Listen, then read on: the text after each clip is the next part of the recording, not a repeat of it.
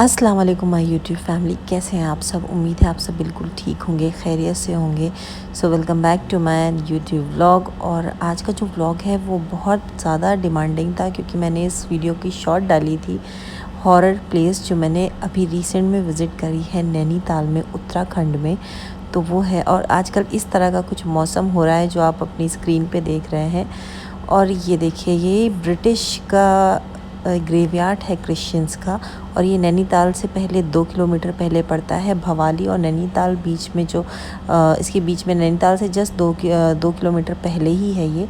और ये मतलब इसको जो इसकी तवारीख है, जो लोग बताते हैं वो ये बताते हैं कि ये चर्च, ये ग्रेवयार्ड जो है, ये कब्रिस्तान जो है वो 200 से 300 साल पुराना है। मतलब एग्जैक्टली तो नहीं पता कितना पुराना है, लेकिन हाँ इसमें जो है 100-150 साल की कब्रें अभी भी हैं जो मैं खुद देख कर आई हूँ। और ये बहुत ज़्यादा डरावना था। मतलब मैं दोपहर के 1:30 से 2 बजे के बीच ही गई थी, इसी टाइम था। और देखिए किस तरह का मौसम हो रहा था। एक तरफ पूरी खाई खाई थी, जैसे ये आप देख रहे हो कि इसकी कोई गहराई नहीं दिख रही थी, इतना नीचे था ये। और ये मेन हाईवे पे था, यहाँ कोई भी घर नहीं, कोई कुछ भी नहीं। इस कब्रिस्तान के बाहर सिर्फ एक भुट्टा वाला था जो भुट्टा और मैगी सेल कर रहा था। वैसे सच बताऊं, कभी इन सब बातों पे यकीन नहीं होता है, भूत या और किसी चीज़ पे।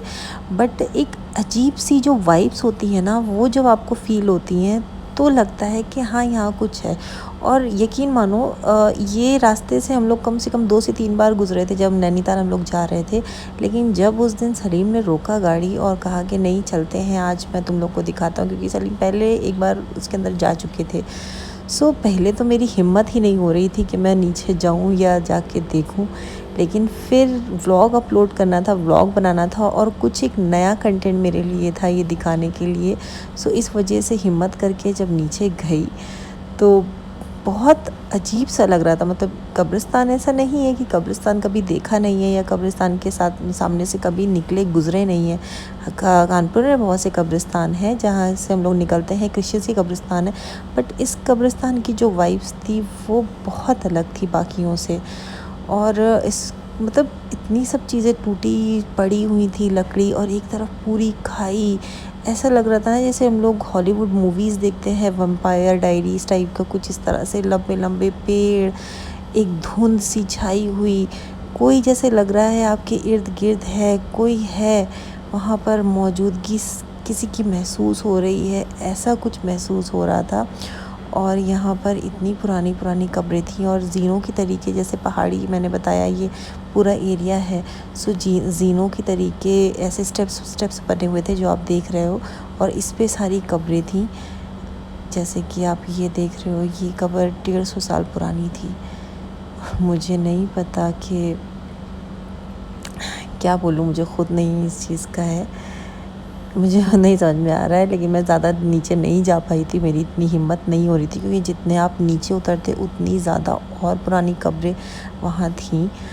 और हम लोग तो नैनीताल ही जानते हैं कि नैनीताल घूमने जाते हैं, लेकिन ये एक प्लेस ऐसी है जो काफ़ी डरावनी थी।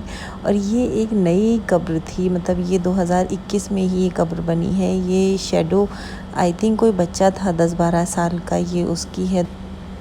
और ये बच्चे की कब्र थी जो कि मैंने बताया 2021 में ये बच्चा एक्सपायर किया था, शैडो नाम का, ये उसकी कब्र थी।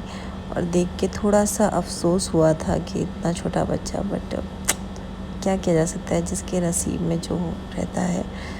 और इस तरह से कुछ यहाँ पर खाली कब्रें थी। मुझे नहीं समझ में आ रहा था कि ये कब्रें खाली क्यों हैं, खुदी हुई हैं, लेकिन ये कुछ इस तरह से कब्रें यहाँ पर थीं।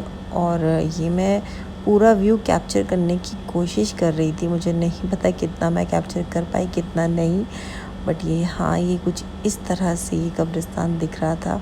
और ये जो कब्र आप देख रहे हो, ये कब्र 200 साल पुरानी थी, इसमें जो डेट्स पड़ी हुई थी।